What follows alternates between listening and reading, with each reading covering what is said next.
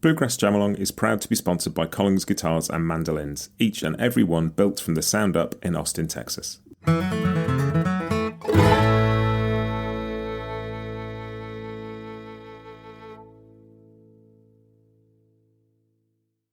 There is some energy in that Carnegie Hall record, and it is, I don't know if it's the nervous energy, I don't know what it is, but it is so akin to, you know, when you listen to you know, London Calling or any, like, you know, punk stuff from, you know, post-punk stuff. There's this energy that happened that on that Flatt and Scruggs record totally, you know, was not happening in anything else. And I think that summarizes bluegrass. Hi, this is Matt, and you're listening to Bluegrass Jam Along, the podcast for anyone and everyone who loves bluegrass.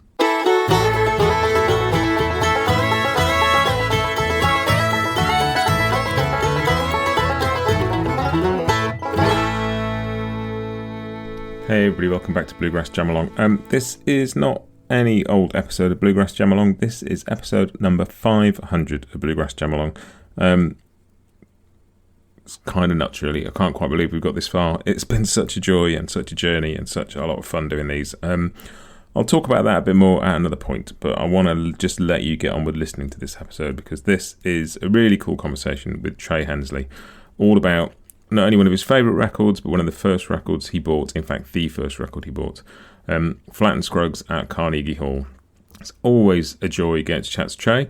It is always fun getting to do these conversations about like an album that's somebody else's. So the artist is not talking about their own music, they're talking about somebody who inspired them, somebody whose music they love, and you just get a different kind of conversation. I love them.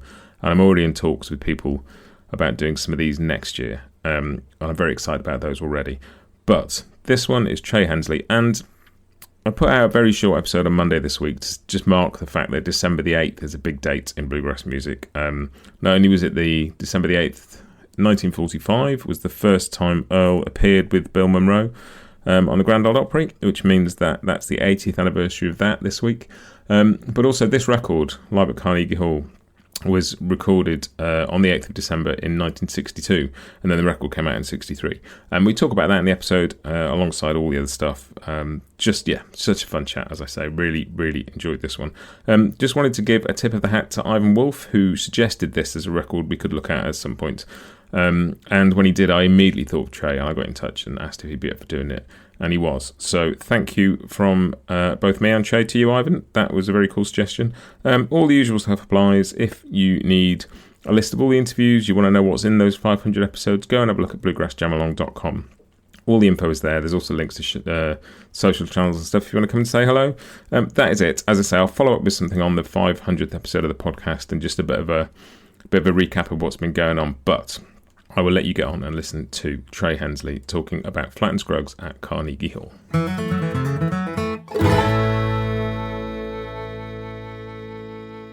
Trey, welcome back to Bluegrass Jam Along. It is great to see you again. Yeah, Matt, thanks for having me on. And I'm looking forward to this one. I love these conversations about kind of classic albums. There's something about talking to somebody about other people's music that just gives you a totally different kind of conversation. Yeah, exactly. I think we're all nerding out on the same stuff, so. Yeah, well, and normally with these, I kind of choose somebody and ask them to pick a record. And with this one, I sort of slightly led you down the path of hoping you might choose this one because I know it's a record that means a lot to you because it's the first record you bought. So it is. We're going to be talking about Flatt and Scruggs live at Carnegie Hall. How did this record come into your life? So, you know, when I was 10, I grew up with my dad loved Earl Scruggs. You know, he played banjo for a little bit and then just kind of put it down and didn't pick it back up. But my granddad also loved Flatt and Scruggs and had a pretty big Flatt and Scruggs record collection. But he didn't have the Carnegie Hall record, and I just kind of heard him, you know, every now and then would hear like the greatest hits stuff. And but I went to a little CD shop, you know, early 2000s, and they had that record and maybe one other, maybe the Columbia Historic Edition, you know, it was like a 10-song thing. So I bought both of them, the Carnegie Hall record, and it was the, you know, complete show. So, you know, the kind of the comprehensive version of it. And so yeah, that's the first ever music I ever bought with my own money. And I remember because I think I went in there and my dad was kind of like, live record. I don't know that I don't know if that's what you want to get, but whatever, And so I remember putting it on, and that was one of those albums that, I mean, I wore that thing out and still listen. I own multiple vinyls of it and have bought, 10 CDs pre-streaming, that, just that record. Cause it's a good one. I mean, it's so great. Obviously we all still talk about it, but I can't believe how just great it sounds. It really captures that band at the height of what they were doing and could do. Yeah, and it's like a historic moment as well. They were the first bluegrass band to headline at Carnegie Hall. Like Bill Monroe played there the next year, but it was the first time somebody done that. But there's just what you're talking about there. It just reminds me so much of being a kid and buying a record for yourself for the first time. And you didn't have like loads of music at your disposal like we do now. So if you bought something, you listened to it over and over and over. And it was a magical thing, really. It really was. It was something, and I kind of think of that. I mean, obviously there's pros and cons to everything. But in that regard, it's kind of like now, it's almost drinking from a fire hose. Like there's so much music at your disposal.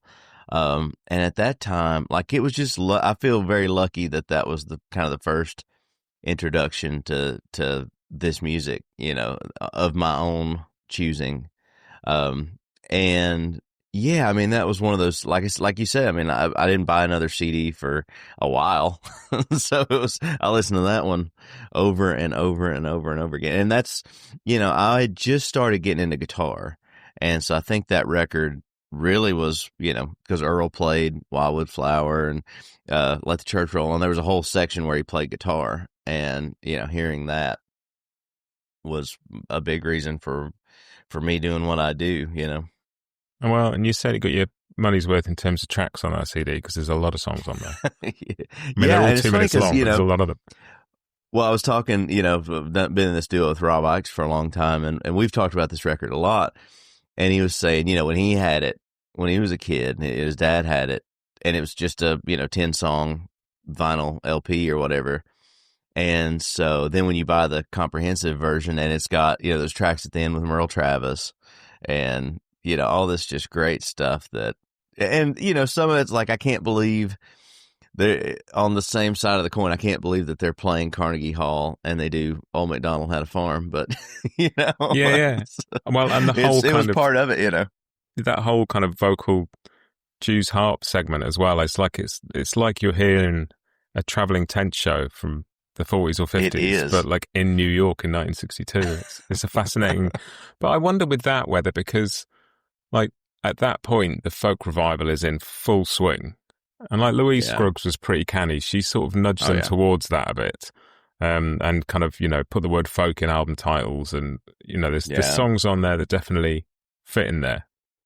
Exactly. Yeah. I mean, I think like, 500 Miles Away from Home and some of that stuff. And it's funny because I obviously got to know Earl, not long after I started playing. And I remember I went to his house one day and hung out, and I was telling him that record and the Carter Family record were just hugely influential on me. And of course, in his house, he had the painting from that Carter Family record hanging up, and it's green. It's a great painting of Earl. And we were just kind of talking, and it was one of those days where Earl was very talkative, and I think Louise had maybe gone to the store, and so Earl was just telling all these great stories about the early days, but we were talking about that Carnegie Hall record, and he was just saying, they were obviously extremely nervous. They were the first bluegrass band to play there, and he said they just got all this horrible press, like I guess New York Times or whatever had put out, the Hicks from the Sticks invade New York City, and it's like everybody just was sort of on edge because they didn't know how it was going to go. And of course it just exploded. You can hear the crowd, they just absolutely loved them and yelled for Martha White and, Ballad of Jed Clampett during the whole thing. And, it's like, so you've got all this great, like you said, folk stuff that was very fitting with, Dylan and all this stuff that was happening probably in New York City at the time. But still, it's one of the greatest bluegrass albums ever. Well, and you think about the people who were there, like Pete Wernick remembers being at that gig, and he Yeah. talks about being able to listen to the recording and hear his mates' voices on there shouting out for things. And like Joan Baez was there, apparently Dylan was there before Dylan was Dylan, and it's a moment, isn't it? And there's that combination of, like, we think about some of the music that came after that, and your Bob Dylans and this stuff that kind of shook the world. But that point, all of those people, thanks to this sort of folk revival thing, were listening to Doc Watson and listening to Flatt and Scruggs and listening to, this was like a huge moment for that music. And it's feels like a big part of that music kind of keeping its place, because it was the folk revival that put it back in front of people like New Yorkers. Yeah, I mean, I do think that, if it weren't for, bluegrass has always had these moments of, popularity bursts, and that was obviously one of them with, everybody being familiar. It's just, that everybody knew the Beverly Hillbillies theme song, and as kind of hokey as that show was, and I love that show, but some could have been perceived, bluegrass in somewhat of a negative light, with overalls and, a piece of hay sticking out of your mouth. But they had this legitimacy that they brought to the music that, people that, you may not like Joan Baez, that you wouldn't necessarily put in the Flatt and Scruggs camp of, listeners. But, it's and there's a great story about when Earl did that, Earl Scruggs and Friends record in the early 2000s, and the first track's got Elton John on it. And Elton brought that album, for Earl to sign, along with a stack of other Flatt and Scruggs records, and just totally nerded out with Earl. And, that record and that music hit a lot of people. And I think you can directly pinpoint that era of Flatt and Scruggs to everything that happened after it, for sure. And it sounds like, Earl may have talked to you about this, I don't know, but when I talked to Tim O'Brien about Earl a while ago, he said that he was under the impression that it was entirely down to Louise that got recorded in the first place. She'd sort of said to Columbia, you need to record this. And they're like, well, how do we do that? Well, take a bunch of recording gear to Carnegie Hall, get on with it, We'll be right back with you just after this. The long-awaited Hill Country series from Collins Guitars represents a new voice in their acoustic lineup. Rooted deep in the bluegrass world, these new Dreadnought and OM models feature a strong fundamental tone with a dry, warm and woody character that's sure to catch the attention of players who hold the vintage instruments of the 30s in their highest regard. Watch world-class pickers Jake Workman, Kenny Smith and Bob Minner perform with new Hill Country instruments on the Collins Guitars YouTube channel, and learn more at collinsguitars.com.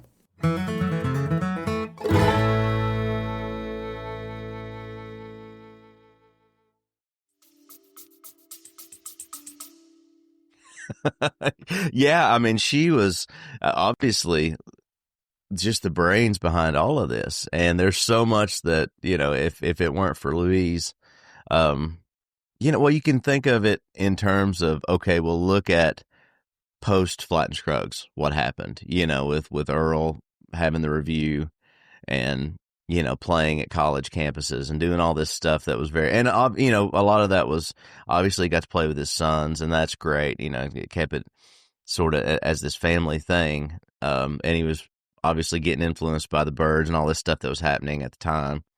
But man, it's like Earl always kept that bluegrass thing alive in regards of like forward thinking. And I love everything Lester did post Flatt and Scruggs, but it was a little like, okay, we're going to stick to 1950 and we're not going to go any further, and while I love those records but I always think Earl had that spirit about him, and partially because Louise was at driving the ship, and she was able to get them. You always hear like the theme song, the Beverly Hillbillies, that wouldn't have happened if it weren't for Louise. And then being on the show wouldn't have happened if it weren't for Louise. And, she was a great spokesperson for the band, obviously. And a lot of their success is due to her, And it's easy kind of looking back, and you look at that, the way people talk about Flatt and Scruggs kind of going separate ways, and, Earl was progressive and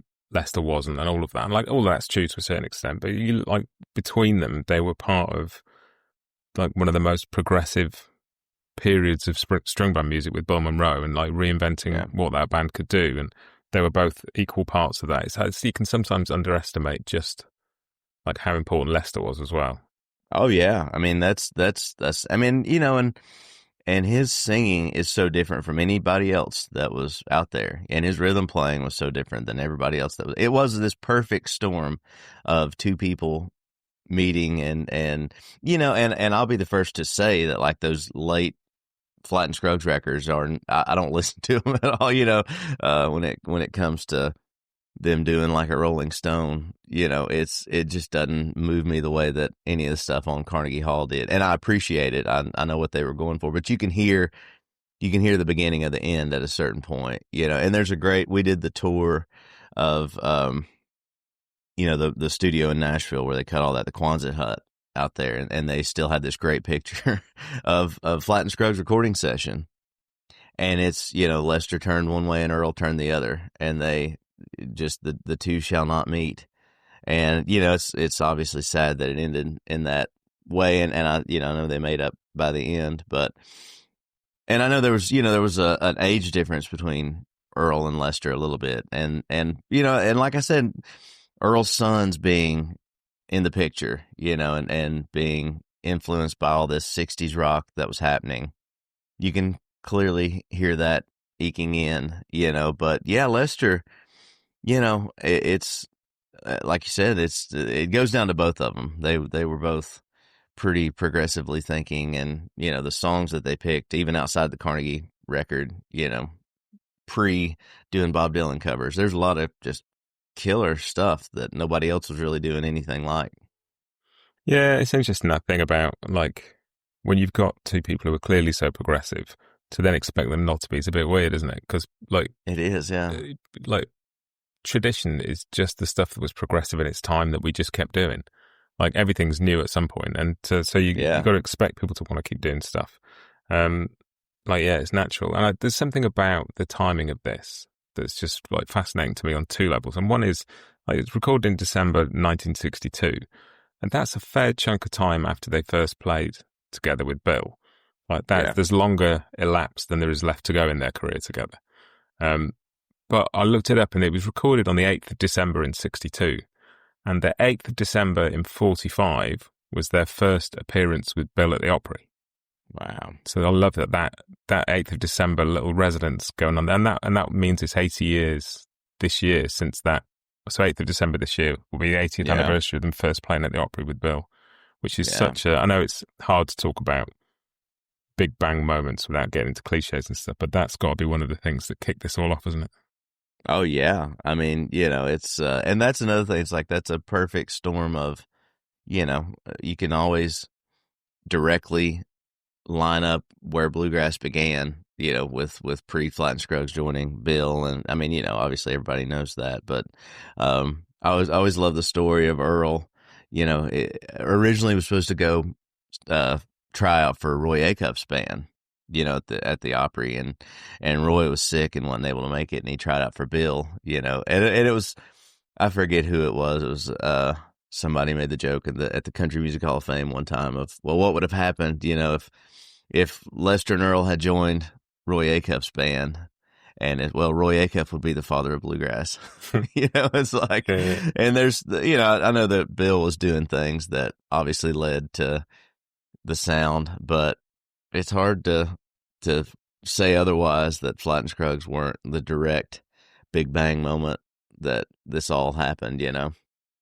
Yeah, it's funny, isn't it? It's about people coming together sometimes, and the right people finding each other at the right time. Like I talked to David Grisman quite a bit earlier in the year about the early days of the Grisman Quintet, and there's that thing about, you know, Bill Monroe was doing a thing, but when Flatt and Scruggs and Monroe came together, that became a thing. It's sort of the same with Grisman when he met Tony Rice, and it just took this thing to, and it's those moments of people with the same mindset coming together, and, you know, and you can't imagine the world ever having been any different. Yeah, it is. It's insane to think about. Yeah, exactly, like what would have happened if Grisman had never met Tony, or if that, you know, that Manzanita album, or if any of those guys had never met, you know, or if Lester and Earl had never met. You know, it's insane to think about the trajectory that happened after just a happenstance meeting, and I always think, Flatt and Scruggs worked so hard. If you look at the tour schedule of, any year that they were out, they would take like 2 weeks off at Christmas, and that was it. It was like a radio show in the morning, touring that evening, and and I think they both, and it was a different time. Obviously Earl they both worked, in the fields and done all that manual labor that anything was better than that, and it was a different time, but it's clearly just some magic in the air that led everybody in the right spot. And again, it's crazy to think what would happen if that wouldn't have been the case. Yeah, and they lived through that, didn't they? That sort of what happened between the 40s and the 60s with recorded music and radio, and like going from like local 5 a.m. farmers' slots on the radio station and transcription discs, and through to this having a record out kind of nationally and being able to tour to support that instead of kind of having to physically be everywhere all the time. And the whole kind of country and bluegrass music went through huge changes with the way all that developed, didn't it? Oh yeah, I mean that's another thing that's insane to think about, just the timing wise of everything, and why certain things happened when they did, and and like I said, the tour schedules were insane. And then Earl was talking, because Earl was a pilot, and even after Carnegie Hall, when they're again majorly successful and had this other moment of success that just kept growing, they would have to either drive, like Earl and some of the band would fly to gigs, and Lester would take a train. And so they had to time that out. It's like just thinking of logistics, and even, thinking of logistics in pre-GPS on your phone world is hard to fathom, but, really hard to fathom that, like how to time out a tour when one guy's on a train and the other four are on a plane. It's like that was some hard work. And again, that goes back to Louise for being, sort of the never-ending tour manager of this band and manager. And it's insane, and all that led to what we have. Yeah, and then they find themselves there kind of in December 62 at Carnegie Hall. I've read that they were pretty nervous about it as a thing.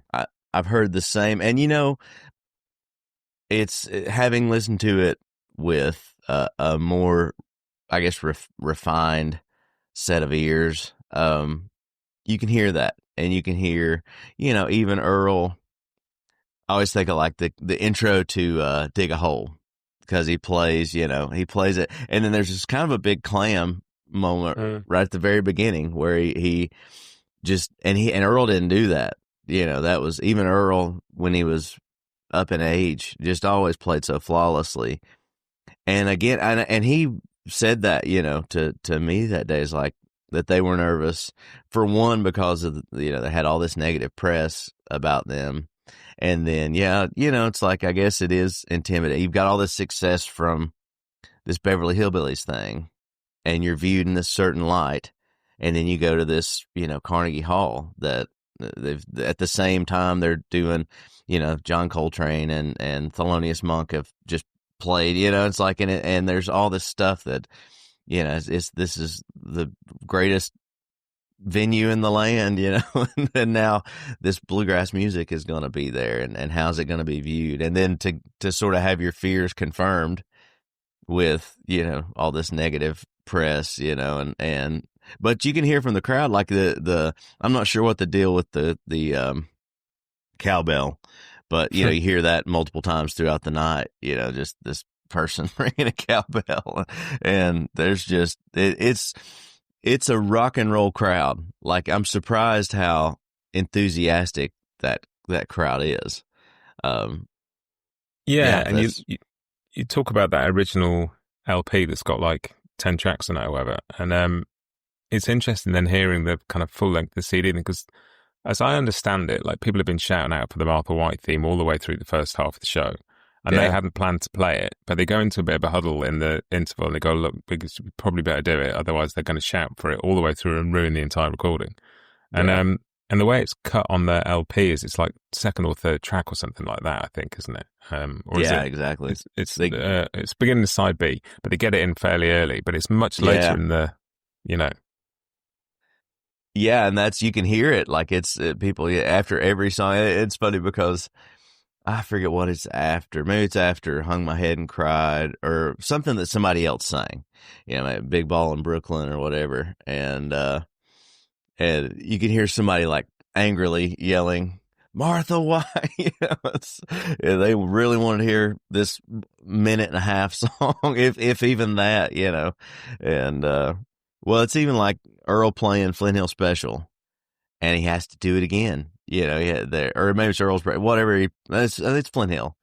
You know, he has to go back and play it again for him. And there's several songs on the full show that they have to do that, you know, come back in and play just the back half of it. And, you know, how insane to have all these nerves build up that maybe people aren't going to get it. And then they get it so much that they won't be quiet about it, you know, and that had to be a great thing. Well, you talk about that, like Martha White theme being so short, but I look back at the LP running time. The longest track on the LP is 2 minutes, 37 seconds. Yeah. Like, I think true. you could probably have fit all of it onto side A of a record if you tried. Yeah, like if you just cut out everything, it is a short album, you know, and it's 32 tracks long or whatever on the comprehensive edition. But yeah, it's still fits on one CD. It's not a double disc, you know. And it's interesting, isn't it? Because the makeup of the band is interesting. We'll maybe talk about that in a sec. But you've got really short versions, like with modern bluegrass ears, where like the fiddle, the banjo, the mandolin, the guitar, everybody's taking a break. You can make a 2-verse, 2-chorus song last 4 or 5 minutes easily. Like, yeah, they're ripping through stuff, aren't they? They are going quick, and it's, yeah, I mean, and everybody gets a solo on stuff, you know, and it's funny that well, like I said, I mean, they made time for, you know, Jake and Earl to play a song together, and Josh and Jake to do a comedy thing, and Earl and Paul to play, you know, fiddle and banjo stuff, and there was they covered a lot of ground in one show, even if it was a very short show comparatively to what would be at Carnegie Hall now, most likely, you know. Yeah, well, then they do a really good job of kind of, it is like a variety show, and they've got these segments within it, like you say, they've got the kind of, you know, duet segments, and they've got this sort of gospel chunk in the middle where Earl's playing guitar, and it feels like they've like really considered this is the jokes and the Lester's MC work and all that stuff. It feels like it's entertainment, doesn't it? Yes, it is. You know, it's they had it all dialed in. It was a tight show. You can tell that they had been on the road.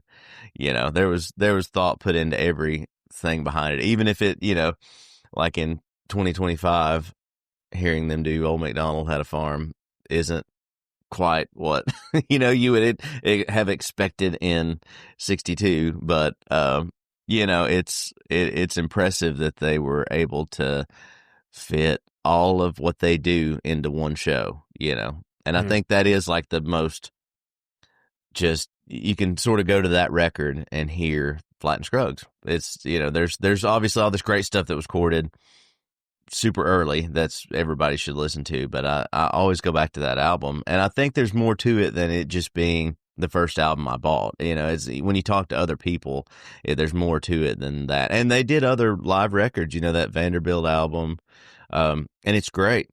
There's great recordings, you know, that I've heard of other Flatt and Scruggs shows that are awesome, but there is some energy in that Carnegie Hall record. And it is, I don't know if it's the nervous energy, I don't know what it is, but it is so akin to, you know, when you listen to, you know, London Calling or any, like, you know, punk record or punk stuff from, you know, post-punk stuff. There's this energy that happened that on that Flatt and Scruggs record totally, you know, was not happening in anything else. And I think that summarizes bluegrass, because you hear that same energy in, that first Grisman record with Tony and all this stuff that's happened post that. You know, while the music's different, that energy is there. And it's just crazy that acoustic instrumentation can do that, and obviously the crowd had something to do with that energy, but the band, if it weren't for them, it's the two-headed spear, it's like one begat the other. Well, and the sound of it is really interesting as well. Like, it's a very vocal and bass heavy presentation. And I don't know how it was recorded, if like they played around a couple of mics and it was just taken from that, or if they did it, but you can hear the vocals really clearly, the bass really clearly. And then you hear whoever's taking a break or playing a fill pops out of that. But most of the time, you don't hear much guitar, like the banjo just rolling away in the background. It's very kind of, the song is presented much more than the instruments in some ways. Yeah, and I would be curious and I've seen pictures, from that show, and it's their normal setup, but I would be curious to know how it was recorded, because fast forward 10 years when, Old and in the Way did that. I mean, it wasn't a, full on release, but Grisman put it out a few years ago, the boarding house stuff. And, there's a picture inside, and I could not believe how many mics were set up for recording. Like, everybody had their own individual mic for playing the show, and then there was a separate mic for recording on each instrument, on each vocal. So everybody had two mics in front of them, and which I get that makes sense to me. But the Carnegie Hall pictures was just their normal setup, and it sounds so good. Like, Earl's banjo the tone is unreal. It's unlike, a board recording or whatever, or somebody in the audience recording. It's not, it's not clearly not that. But everything is, represented pretty well. Although, yeah, like you say, there's a lot of bass on it. And I think the version I had, maybe it was a little less, but I remember getting the vinyl of it, and it's very bass heavy. And, so I guess they've EQ'd it at some point, but yeah, that original pressing of it is vocal and bass, and I mean, clearly you can hear Earl's banjo, but some of the and what's the guy's name that plays rhythm guitar that sang? Billy Powers. Billy Powers. Lester talks about him driving or singing better than he can drive a bus. Well, just crazy. Really, they had a huge band and all this stuff going on, and it is an interesting one because you've got Lester, who's like one of the most, like, the coolest rhythm players in the history of bluegrass. I mean, you've got this, and I can't remember who it was, but I heard somebody talk about having seen them play with him in the band a couple of months before, and he'd been behind a curtain, sort of in the wings. He wasn't out front part of the band. Yeah. Like, he was clearly there, but he wasn't out. But he obviously is here because he introduced him. He's part of the show. And so you've got that, and then Earl comes out and plays some guitar on the gospel stuff as well. So you've got this, like, three guitars. And I often forget with Flatt and Scruggs, because there's that, classic, like, first generation Bill Monroe, Stanley Brothers, Flatt and Scruggs. And we've got this such a condensed sense of what a bluegrass band is. And that mandolin chop is such a big part of it. And they had no mandolin player. Like, this is classic bluegrass without one of the things that makes classic bluegrass bluegrass. So it's fascinating to hear them kind of passing around the rhythm duties, because obviously Earl does a bit of it on the banjo. There's a bit of, and like, fiddle chopping wasn't such a big thing back then. Yeah. Like, now the fiddle player just does that, and it's really interesting to listen to. It is, and I wonder, because I know, just talking to Earl, how in and out of the band Curly Seckler was, and I know, and there's a lot of those records that I hear, and Curly was a big part of the especially the harmony part of it. Obviously, you never sort of look at it as like the greatest mandolin playing ever, but clearly it was a part of the band. It was, but at that point he wasn't, but I do wonder, because when Flatt and Scruggs were doing the Flatt and Scruggs show, a lot of times they would have Hilo Brown as a part of the band, and just be there. And when you watch a lot of those videos from that era, there would be an additional guitar player. And I guess it is, just I mean, Lester had no problem carrying it, but maybe it just was a fuller thing. I don't know what the thought process would have been, or how they even found, it's a pretty, like, when you see the pictures, it's a pretty tight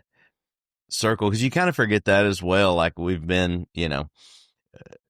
as George Gruen calls it, five in a line. We've been five in a line for so long that you forget that dynamic.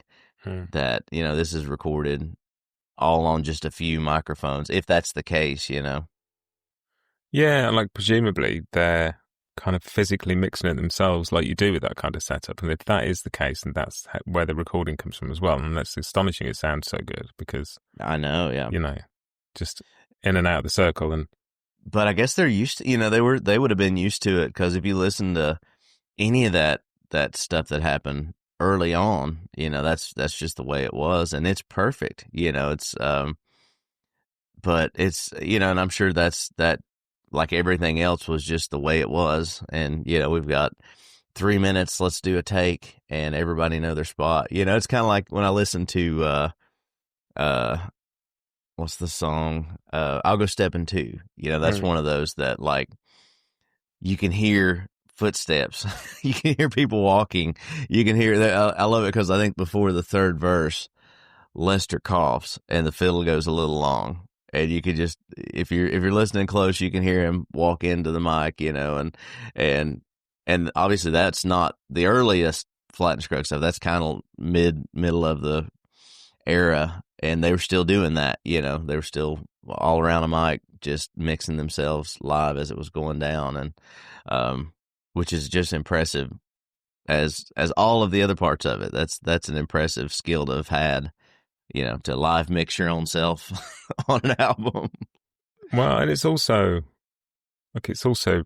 I love that from a crowd point of view, because it really visualizes what's going on in the band, and it kind of it leads your eye to who you should be watching at any given time. And I love that as like an audience member, being able to see kind of that little dance, and here comes the fiddle solo.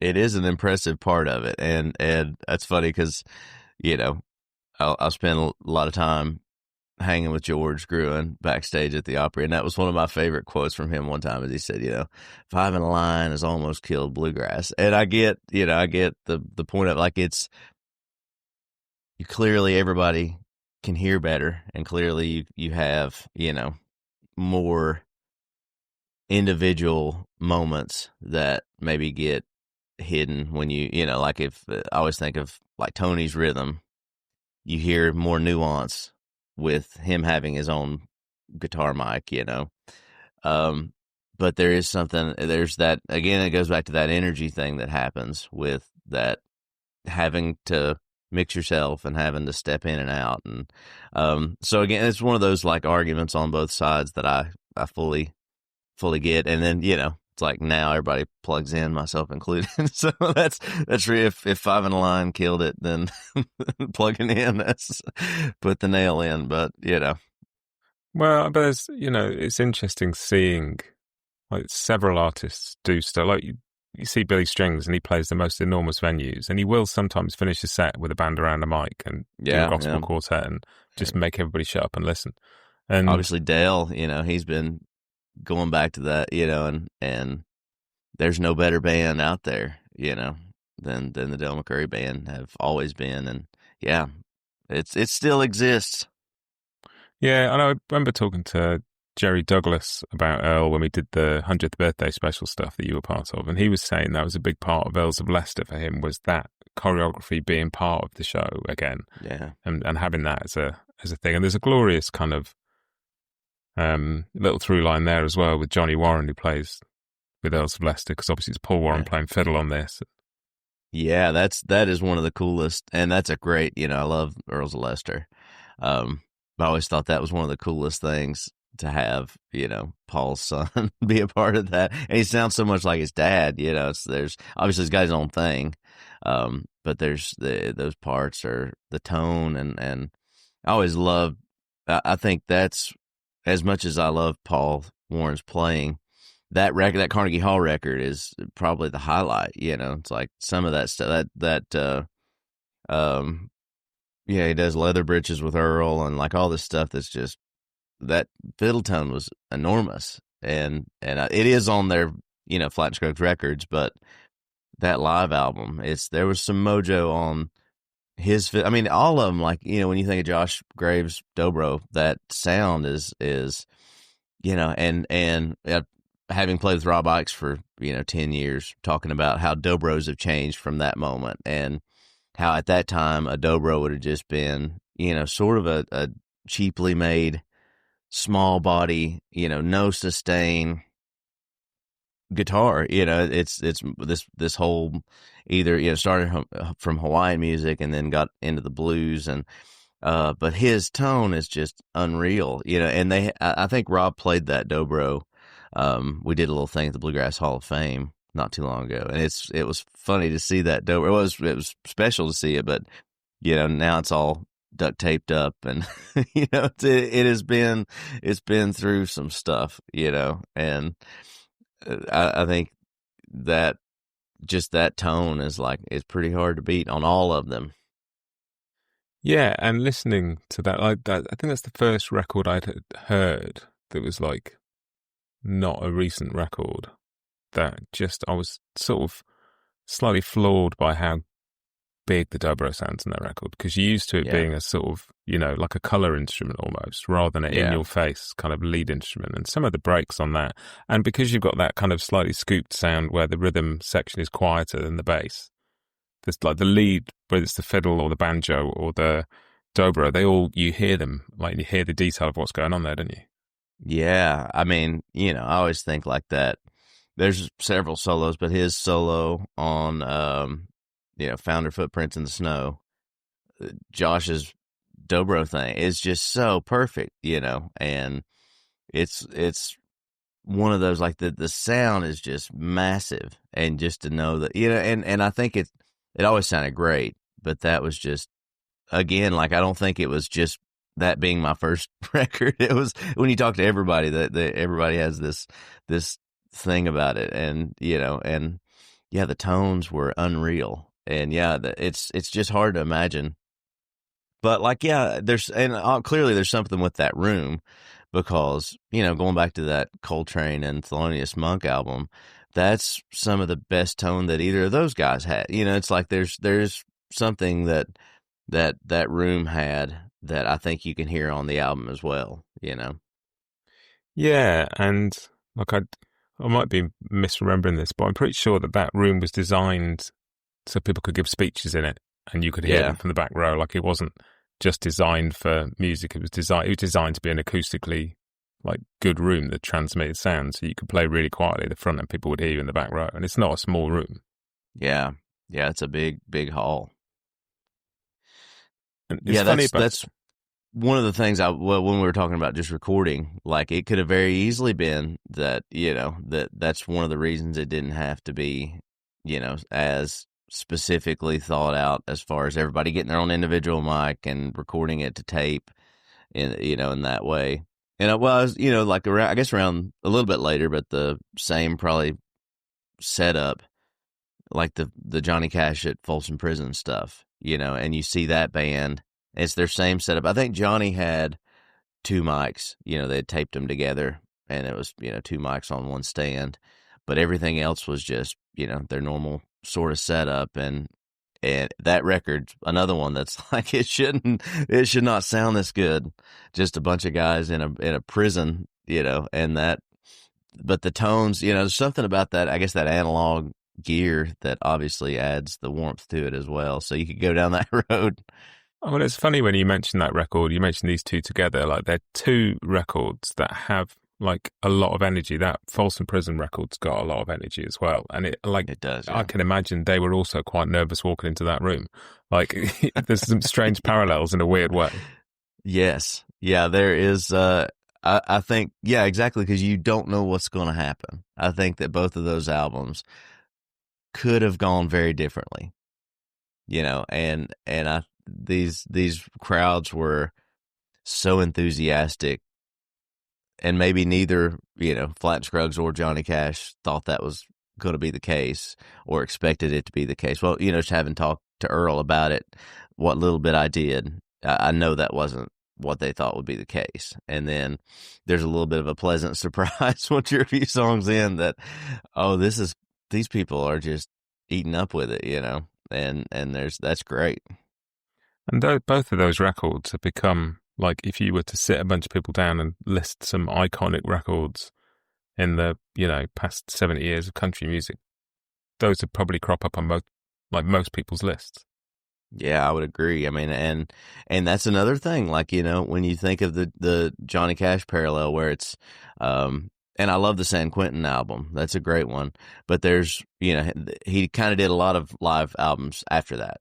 It was, and I'm certain it was more the record label, like, oh, that went great. Let's do another live album, and while the San Quentin one's great, that energy on Folsom is something else. And it's the same with Flatt and Scruggs, like that energy at Carnegie Hall just set, even if the music was, even if everybody played a little tighter on the Vanderbilt album, that energy just set it a little bit more. And I think that speaks to maybe what's going on now, with music, is like energy will always beat perfection. And that's just the way it is. It's like, I would rather hear a little bit of energy behind something than a perfect representation of something any day of the week.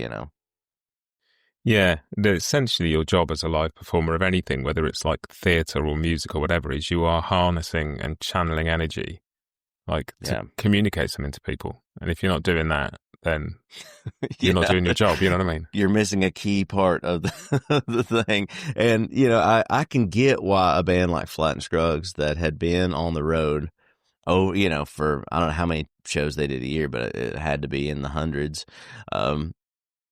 would be lacking a little energy or why, going, but that was not the case, and that's one of those bands, even on the Martha White stuff where, it was early in the morning, they always had this just great vibe and energy that was pretty easy to see. And I think that it always goes back to, these two guys that just by happenstance started working together, and it lined up perfectly. And, the big bang moments just lined up, It's funny, isn't it? You think about that with all sorts of bands. Like, I find myself thinking that about other combinations of people, like listening to this record for this conversation and just thinking, like, what if, like, the Beatles had kept Pete Best instead of Ringo? And, like, what if Brian May and Freddie Mercury hadn't met each other? And, and Roger Taylor and John Deacon. I mean, there's 4 incredible people in that band. But, like, and what if those people never met? And you cannot imagine that music not existing. Yeah, it is insane, there's definitely some magic that happen. And I think it's, it's one of those things that it just lines up, and with Flatt and Scruggs, they clearly took it as far as they were able to take it. And they had a great run. That's a pretty long stretch of time to be picking with each other. It's like they had, what was it, 16, 17 years of, or no more than that. It was, I guess 20 some years. It was 17 years by the time they recorded Carnegie Hall after that first. Yeah, and they were together until late 60s. So that's that's a long time to be, putting out great music. And like I say, you could sort of hear the wheels falling off the rails by the end. And I think those records, and that's part of it too, is that, it's cool to hear Lester singing, Boy Named Sue and stuff like that. But you can tell the energy's not there, and Earl had it. Like, I love that video of Earl playing. It's just in a backyard or whatever, but it's with Roger McGuinn and Clarence White. And they do, You Ain't Going Nowhere. And I think that same recording, Earl and Doc play together. And,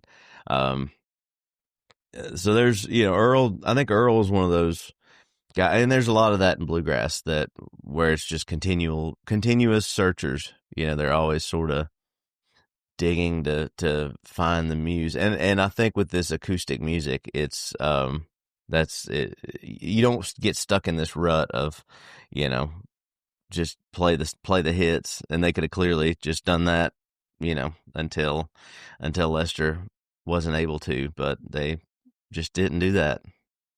And you can totally see it from Lester's point of view. Like, if you're the singer and you're being asked to sing songs that you don't really care for, like, it is hard to deliver them like you do. It's almost impossible, Even to think about that, there's if you look at it, in that context of, well, they want us to do like a Rolling Stone. It's been this huge hit for Bob Dylan. It almost would feel a bit like selling out. It's like you're kind of not doing something that's true to what you've done and what you have been, and I don't get that vibe with Earl and the Earl Scruggs Review. But having said that, I don't listen to those albums near as much as I would ever listen to the Flatt and Scruggs stuff. So that's another two sides of the coin, where it's like you can appreciate the wanting to grow and do other things, and the inspiration and influence from other places, but there's just something about this magic stuff that happened in the middle of that run that just wasn't ever really topped. And it's like you were saying earlier, you're talking about like the records Lester went on to make after they sort of went separate ways, and some of those sound great. Like he's obviously enjoying that again. But he's doing what he wants to do. He's doing his thing. Yeah, and I think when he had Kenny Ingram and Marty, in the band, that was a great band. And that some of those Nashville Grass albums are awesome. They sound again, like you said, equally as fresh as some of the stuff that was happening 5 or 6 years before Flatt and Scruggs called it quits. It's Lester's more energized there than he ever was, on Town and Country or Final Fling. Those albums just I don't listen to them because it's a little bit depressing to hear. Like I said, it's cool to hear it, but it's one of those it's cool to hear it once sort of things. Yeah, and that's one of the glorious things about talking about this record is like, it was a historic gig, but at the same time, might never have been recorded, or there might be like a scratchy bootleg of it out there somewhere, but the fact that Columbia turned up with their stuff because Louise told them to, and we have this recording of it, and we now have the full length thing, and it's such a iconic thing. You just have to be thankful for things like that, don't you? That we have this to listen to, and it's there's so many premeditated, planned records that don't sound as good as some records that are just, should we take some mics to this one? And it's yeah. It's one of the joys of music, isn't it? It is, yeah, and it's one of those you never know, because again, that the same with Folsom Prison. It could have gone any number of ways, or a live recording. You never know how that's, and clearly, it's like in the 70s, whenever the rock bands were doing the live albums, it's like I think of that, like the Kiss live album where it's live, but everything was, redone in the studio. It's there could have been that had it been 20 years later. Like I can hear Earl wanting to fix a few things on Carnegie Hall, and just living with it. And now those mistakes or those little moments are, well, it's like I talked about Dig a Hole earlier, and I've heard a million banjo players play it, and the way Earl played it with the little clam at the beginning is how I imagine that song should go. Yeah. And I know it's not possible to intentionally make a mistake on that, but it's almost like that's such a part of my memory that I remember that almost more than the perfect moments that happened on that record. But having said that, like Earl played so flawlessly on the guitar, like and when it came to what to insert my own playing into the mix, was such a great moment. Like hear him play Wildwood Flower, and I always think like his second time through when he did this little banjo roll on the B part, the very beginning of it. And he had such even when you hear like Merle Travis later in the show, Earl had such a different way to play the guitar. It wasn't like this Chet or Merle Travis, bass heavy sort of thing at the same time. It was its own deal. And I always think Earl, like it was so clear to me when I played with a flat pick, picking up Earl's licks from it, because it's just a lot of cross pick and rolls that would be banjo rolls. And but yeah, I mean, his tone on the guitar, you could just go on and on about how flawlessly all of that stuff was and how wrong it could have gone. It was recorded perfectly as well, and Let the Church Roll On, all that stuff. It's sort of the definitive recordings of a lot of those songs, even though they had studio versions of them. That's kind of the recordings I always want to listen to is that live record. Yeah, and you talk about the kind of 70s rock thing. Live albums can be some of the best things in the world, and like they can also just feel like a contractual obligation to get one more record out of your contract before you move on. Like I'm a big rock fan, and when Iron Maiden put out Live After Death in the 80s, I just loved it, and it's a great record. It's like a great document of it. It's almost like a greatest hits of their career so far with that lineup that was just amazing. Yeah. And I'm also a huge Steve Earle fan, and he put out an album called Shut Up and Die Like an Aviator in the 90s that just stank of IOMCA record. Let's put this out. Yeah. Yeah, it is two-sided, and I could see that, from like Flatt and Scruggs' perspective of, that's a great selling tool is Flatt and Scruggs at Carnegie Hall, this first bluegrass band that's ever been there, that record could have sucked. It could have easily sucked. I don't think Flatt and Scruggs were capable of it sucking, but it could have just been like that, where just a total phone in. This is, especially in December, this is show 167 of the year. We're tired. It's almost the end of the year. Like I said, Earl said they would take 2 weeks off around Christmas, and that was it. So they were getting close to that little moment where they, about to call it quits for the year and reset. And it was after a busy time. It's like it could have, there's all these things leading up to that almost had failure on them, with this record. And it wasn't that at all, and yeah, I've heard plenty of live records that you might listen to it once and this is fine, but it is, when they're good, they're great, And here we are 6 years later talking about it. This record made before either of us was born. Yeah, still dissecting the moments. Yeah. It's a great record. It's been a really, really fun conversation chatting about it. It's really good to talk to you again. Yeah, man. Great to talk to you too.